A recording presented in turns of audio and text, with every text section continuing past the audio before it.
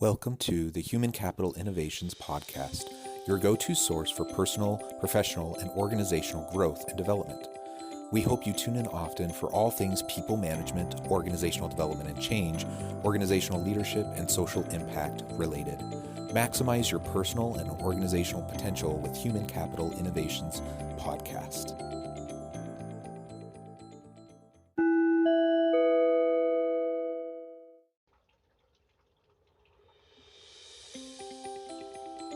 Welcome to the Human Capital Innovations Podcast. As part of our new Inspiring TED Talks series, spotlighting can't-miss TED Talks and their key takeaways, today I explore Simon Sinek's famous 2009 TED Talk, Start With Why, How Great Leaders Inspire Action.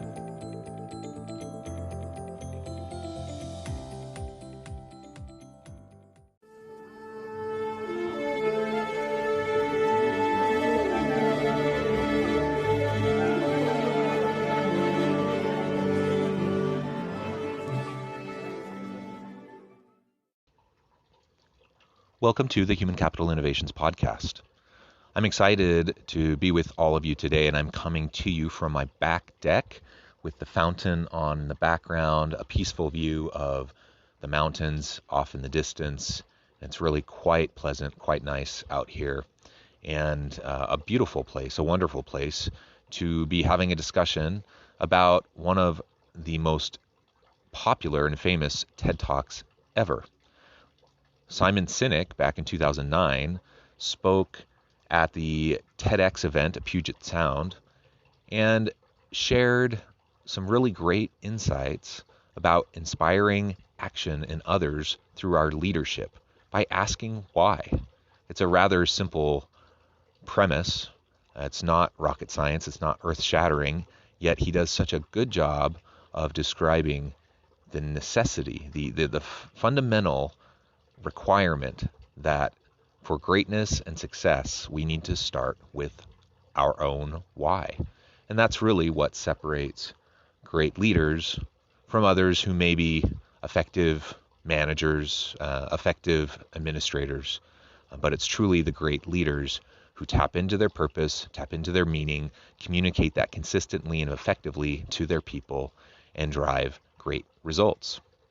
So as part of our Inspiring TED Talks series, today I'll be sharing his 2009 TED Talk, as well as some of my own commentary and thoughts interspersed amidst his TED Talk. Thank you for joining me, and I'll see you on the flip side of this first clip.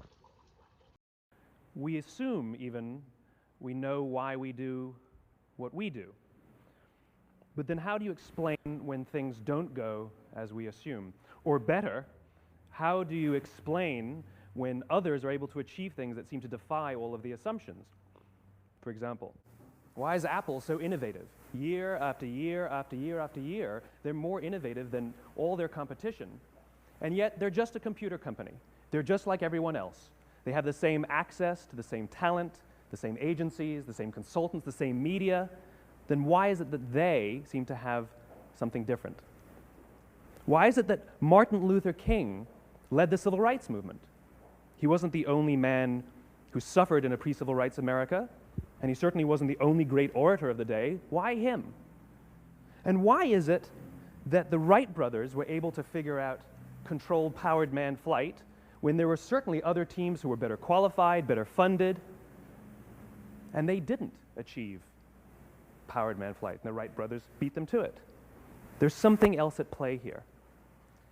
About 3.5 years ago, I made a discovery, and this discovery profoundly changed my view on how I thought the world worked, and it even profoundly changed the way in which I operate in it. As it turns out, there's a pattern. As it turns out, all the great and inspiring leaders and organizations in the world, whether it's Apple or Martin Luther King or the Wright brothers, they all think, act, and communicate the exact same way, and it's the complete opposite to everyone else. All I did was codify it. And it's probably the world's simplest idea. I call it the golden circle. So he's about to explain what exactly the golden circle is. But I thought I would just chime in here really quickly to reiterate a few of his main points. First, there are many super intelligent, capable people who run organizations, who are involved in social movements, who are thought leaders and drive dialogue and conversation around important issues. But what separates one leader and their potential from another leader and their potential? And that's what he's about to get into and explore with you. And it comes back to why. It comes back to knowing our purpose, understanding what we're doing, why we're doing it, and not getting stuck in just all of the tactical elements of running a business or being involved in a social movement or trying to push a public dialogue around an important issue. Of course, the tactical elements are important. They're necessary. You can't get to any action without it, but in and of itself, alone, it won't lead to greatness, it won't inspire action, and ultimately, it won't result in sustained effort over time, which is what is required in order for organizations to have exceptional results. Why, how, what? This little idea explains why some organizations and some leaders are able to inspire where others aren't. Let me define the terms really quickly. Every single person, every single organization on the planet knows what they do, 100%. Some know how they do it, whether you call it your differentiating value proposition or your proprietary process or your USP. But very, very few people or organizations know why they do what they do. And by why, I don't mean to make a profit. That's a result. It's always a result. By why, I mean what's your purpose? What's your cause? What's your belief? Why does your organization exist? Well, as a result, the way we think, the way we act, the way we communicate is from the outside in. It's obvious. We go from the clearest thing to the fuzziest thing. But the inspired leaders and the inspired organizations, regardless of their size, regardless of their industry, all think, act, and communicate from the inside out. Let me give you an example. I use Apple because they're easy to understand and everybody gets it. If Apple were like everyone else, a marketing message from them might sound like this. We make great computers. They're beautifully designed, simple to use, and user-friendly. Want to buy one? Meh. And that's how most of us communicate. That's how most marketing is done, that's how most sales is done, and that's how most of us communicate interpersonally. We say what we do, we say how we're different or how we better, and we expect some sort of behavior, a purchase, a vote, something like that. Here's our new law firm. We have the best lawyers with the biggest clients. We have, we always perform for our clients, do business with us. Here's our new car. It gets great gas mileage. It has, leather seats. Buy our car. But it's uninspiring. Here's how Apple actually communicates. Everything we do, we believe in challenging the status quo.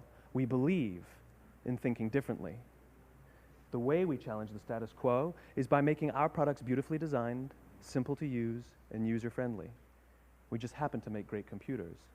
Want to buy one? Totally different, right? You ready to buy a computer from me? All I did was reverse the order of the information. People don't buy what you do, people buy why you do it. People don't buy what you do, they buy why you do it. This explains why every single person in this room is perfectly comfortable buying a computer from Apple. But we're also perfectly comfortable buying an MP3 player from Apple, or a phone from Apple, or a DVR from Apple.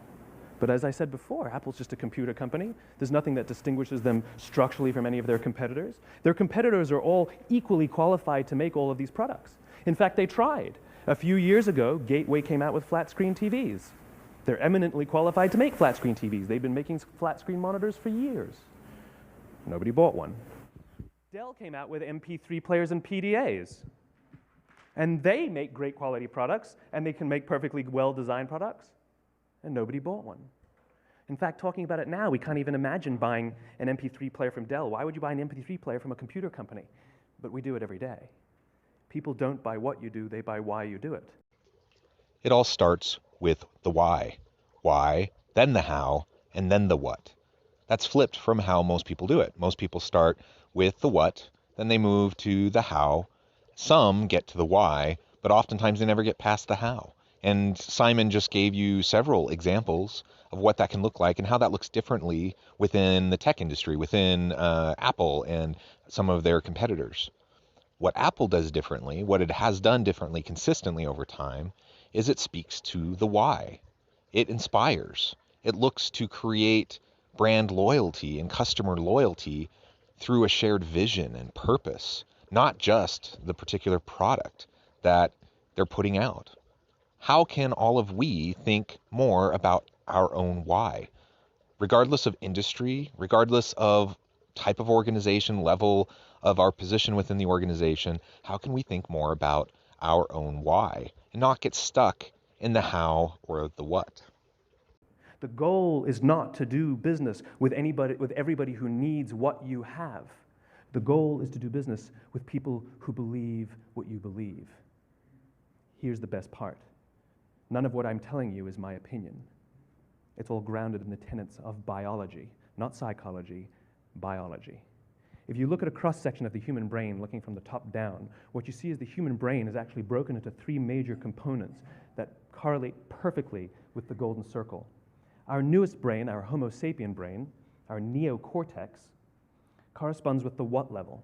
The neocortex is responsible for all of our rational and analytical thought and language. The middle two sections make up our limbic brains, and our limbic brains are responsible for all of our feelings, like trust and loyalty. It's also responsible for all human behavior, all decision-making, and it has no capacity for language. In other words, when we communicate from the outside in, yes, people can understand vast amounts of complicated information like features and benefits and facts and figures. It just doesn't drive behavior. When we communicate from the inside out, we're talking directly to the part of the brain that controls behavior, and then we allow people to rationalize it with the tangible things we say and do. This is where gut decisions come from. You know, sometimes you can give somebody all the facts and your figures, and they say, I know what all the facts and details say, but it just doesn't feel right. Why would we use that verb? It doesn't feel right. Because the part of the brain that controls decision-making doesn't control language. And the best we can muster up is, I don't know, it just doesn't feel right. Or sometimes you say you're leading with your heart or you're leading with your soul. Well, I hate to break it to you, those aren't other body parts controlling your behavior. It's all happening here in your limbic brain, the part of the brain that controls decision-making and not language. But if you don't know why you do what you do, and people respond to why you do what you do, then how will you ever get people to vote for you or buy something from you, or more importantly, be loyal and want to be a part of what it is that you do? Again, the goal is not just to sell people who need what you have. The goal is to sell to people who believe what you believe. The goal is not just to hire people who need a job. It's to hire people who believe what you believe. I always say that, you know, there's if you hire people just because they can do a job, they'll work for your money. But if you hire people who believe what you believe, they work for you with blood and sweat and tears. This part of his talk is so interesting to me as it talks to the human biology, the brain functioning. Now, admittedly, this is not my area of expertise. I know very little about neurobiology, about brain functions. But as he describes the way our brains work, it completely rings true with what I know of the social science literature, the research that's been done around these topics and issues. And it's very consistent with what I see each and every day within organizations when I work with people. When you approach something from the opposite way of the circle, instead of starting with the why, and you take a more analytical approach, you're focusing on the details, you can convey information, you can help people even understand why it's important in terms of the data, but that's not enough to drive behavior. That's not enough to convince people to actually act and to move in the direction that you want. You have to find ways to get a hook, an emotional hook that comes through the narrative that you tell, the examples, the stories that you tell. It's about inspiring action through the why. That's really what it comes down to, and he explains it very simply through just the basic functions of the pieces of our brain and the way we've evolved And ultimately, that feeds into how we make decisions each and every day. Now, we're not consciously sitting around thinking through all of this when we're in a meeting and someone pitches an idea, or when we're watching TV and we see a commercial, but this is all happening in the background, and it absolutely influences the decisions we make, the actions we do, and ultimately how we interact with others. So we need to think about inspiring. We need to think about the stories we tell, how we connect to the emotional elements of the brain and what people can resonate with.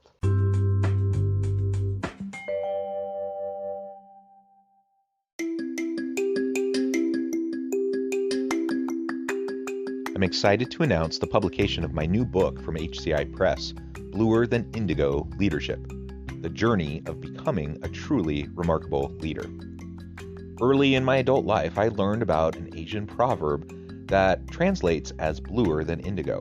If you think about the color indigo, it is a brilliant, deep, and vibrant blue, what some would call the bluest of blues. To have something that is bluer than indigo is rare and truly remarkable. Contrary to popular myth, there is no one-size-fits-all or cookie-cutter approach to effective leadership. There's no silver bullet, no secret sauce, no go-to model that will solve all of our problems. The truth is, great leaders have all had their unique strengths and flaws, and have all had to discover and then pave their own distinctive path in their life's journey to fulfill their leadership potential. Bluer Than Indigo Leadership will help you discover your own path and explore those ordinary, everyday actions that will help you respond to an uncertain future and produce extraordinary results for individuals, teams, and organizations.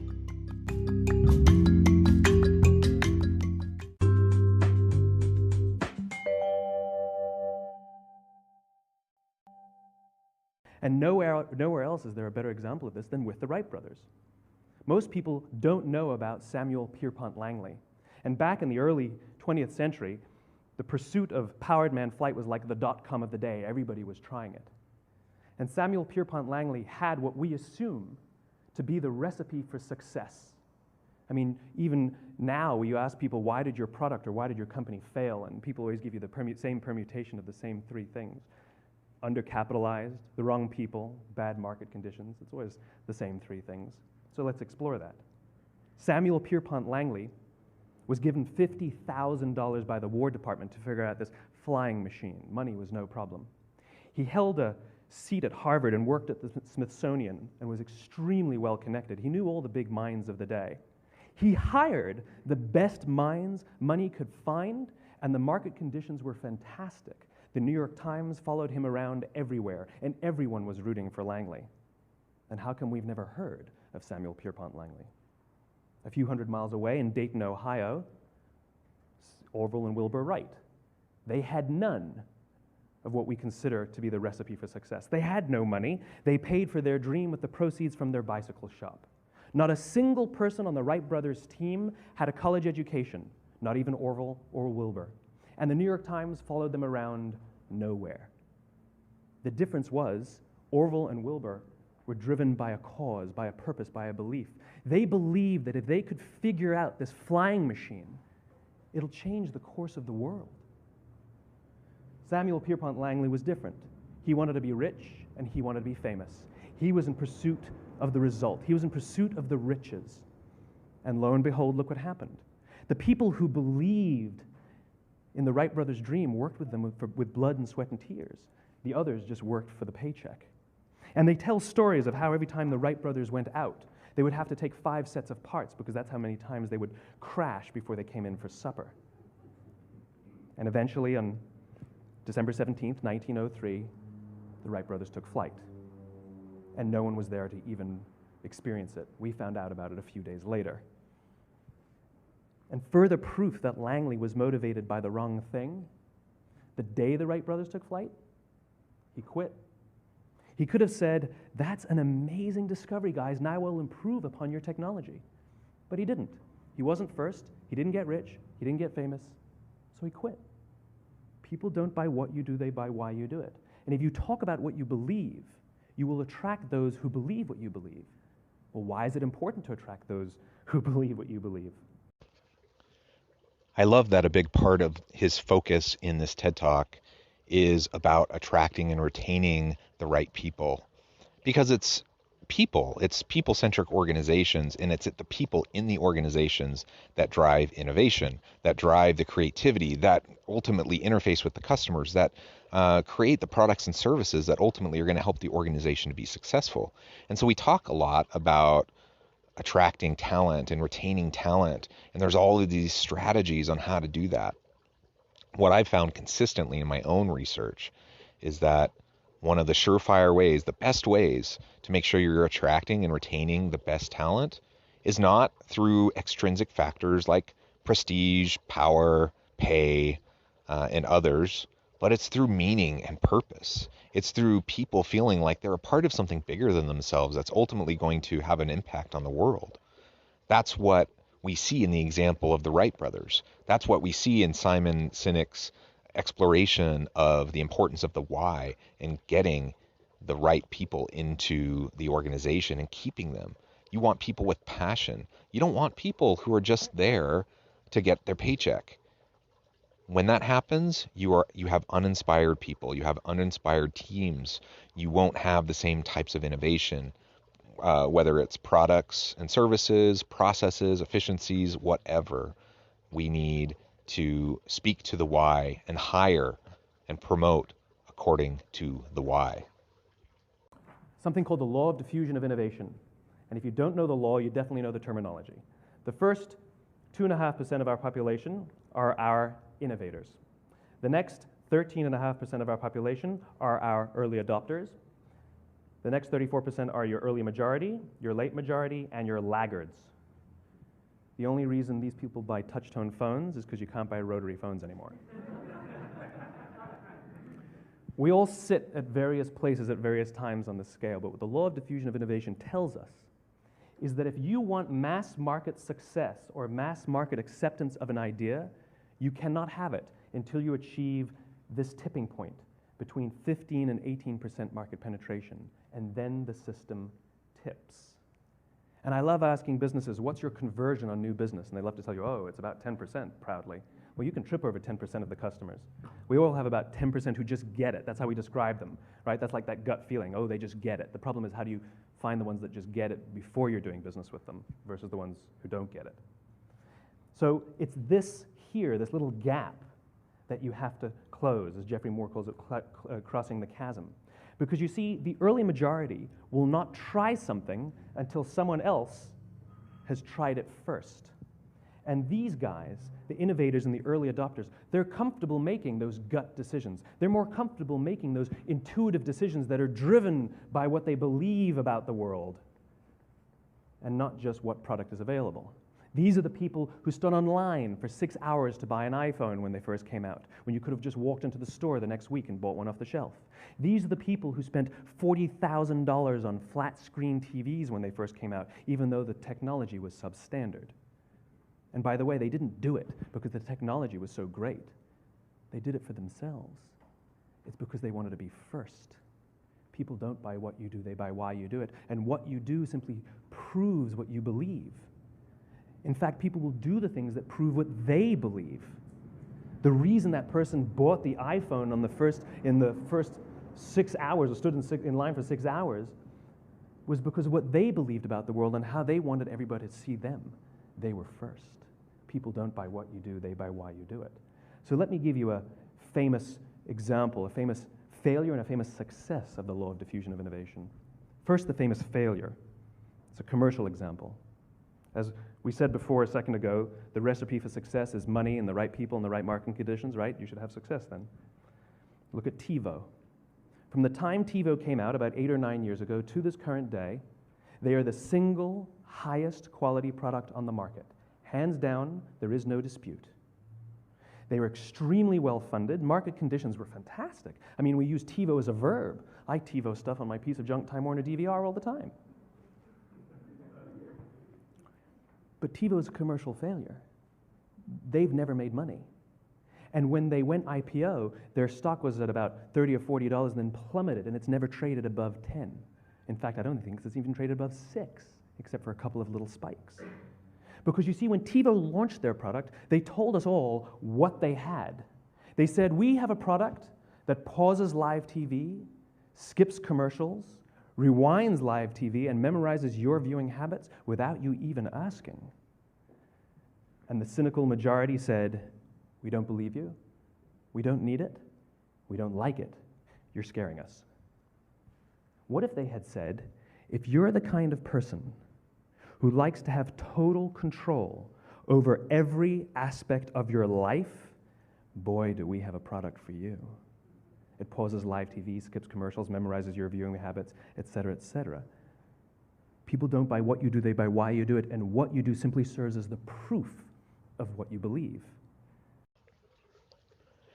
The law of diffusion and this TiVo example are super interesting to me, and they really illustrate to me why it's so important to speak to the why and the passions and the interests of those who are in innovative spaces, leaders who push the envelope, who lead successful organizations, leaders who drive social movements, leaders who ultimately help people realize that there's something else out there that's completely different than what they previously understood. They realize for the first time that there's this new product or service that can change their life, and it's something they didn't even know they wanted or needed before. Those are the innovators. Those are the inspired leaders. And the TiVo example just shows us how when you're trying to disrupt a space, that makes people uncomfortable. And there are so many people that will not be early adopters. The vast majority of people will not adopt until they see proof of concept, until they see others come first. So if we're out there just to sell products, we're not necessarily going to be innovators. TiVo is a cautionary tale. Now let me give you a successful example of the law of diffusion of innovation. In the summer of 1963, 250,000 people showed up on the Mall in Washington to hear Dr. King speak. They sent out no invitations, and there was no website to check the date. How do you do that? Well, Dr. King wasn't the only man in America who was a great orator. He wasn't the only man in America who suffered in a pre-civil rights America. In fact, some of his ideas were bad, but he had a gift. He didn't go around telling people what needed to change in America. He went around and told people what he believed. I believe, I believe, I believe, he told people. And people who believed what he believed took his cause and they made it their own, and they told people. And some of those people created structures to get the word out to even more people. And lo and behold, 250,000 people showed up on the right day, on the right time to hear him speak. How many of them showed up for him? 0. They showed up for themselves. It's what they believed about America that got them to travel on a bus for 8 hours to stand in the sun in Washington in the middle of August. It's what they believed, and it wasn't about black versus white. 25% of the audience was white. Dr. King believed that there are two types of laws in this world, those that are made by a higher authority and those that are made by man. And not until all the laws that are made by man are consistent with the laws that are made by the higher authority will we live in a just world. It just so happens that the civil rights movement was the perfect thing to help him bring his cause to life. We followed not for him, but for ourselves. And by the way, he gave the I have a dream speech, not the I have a plan speech.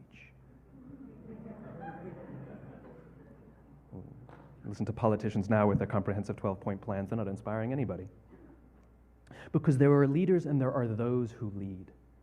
Leaders hold a position of power or authority, but those who lead inspire us.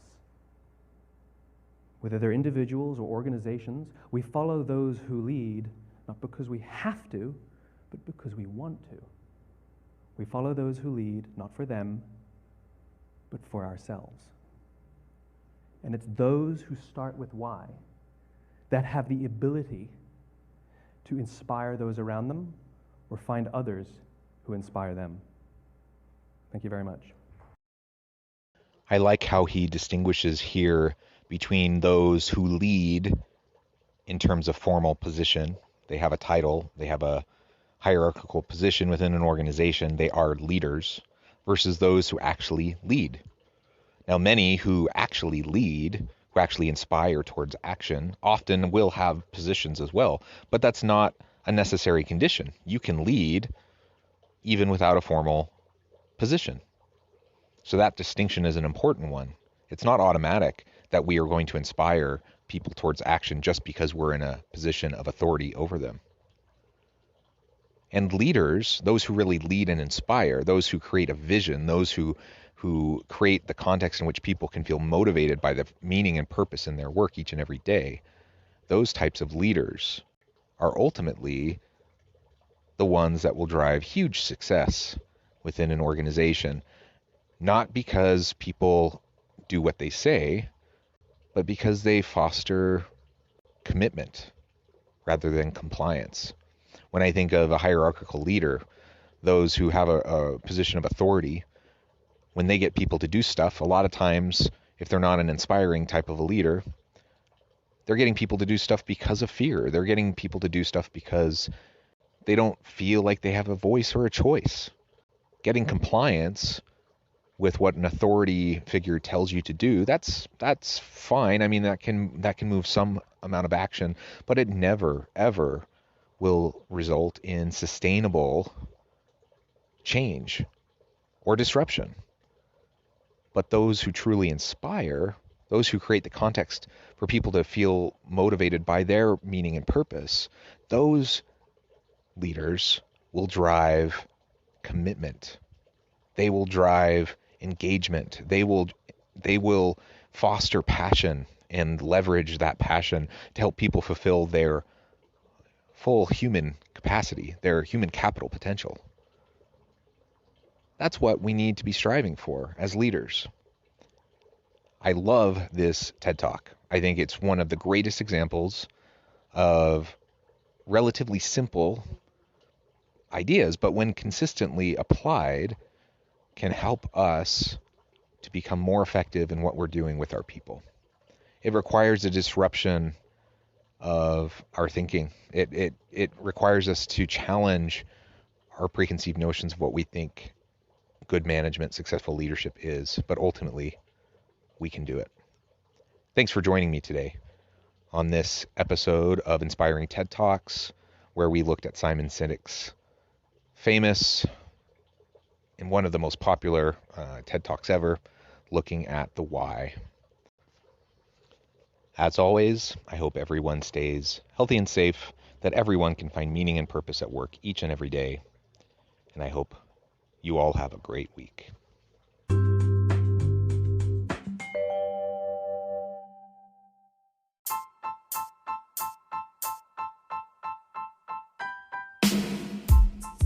The alchemy of truly remarkable leadership. Ordinary, everyday actions that produce extraordinary results. Consider how the nature of work has shifted over the past 50 years. With increased globalization, rapid technological advancement, and the shift in economic composition, the average job of today looks very different than the average job of 50 years ago. What will the jobs and organizations of tomorrow look like? Moreover, what does this all mean for organizational leaders? What are the core competencies and capabilities of organizations and their leadership that are prepared for continued disruption and geopolitical and socioeconomic shifts? Regardless of what the future holds, increasingly, leaders need to be socially minded, data-driven, decisive, champions of talent, and disruptors of the traditional notions of leadership, teams, organizations, and work. The alchemy of truly remarkable leadership will help you to explore your own leadership competencies and capabilities and consider ways to apply and implement them into your workplace and personal life.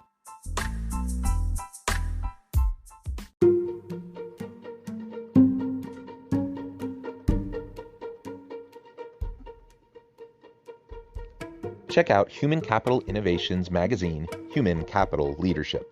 Human Capital Leadership is a free, interactive e-magazine with the mission to help individuals, leaders, and organizations find innovative approaches to maximize their human capital potential.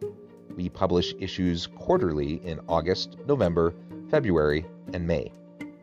Take a look at the latest issue and let us know what you think.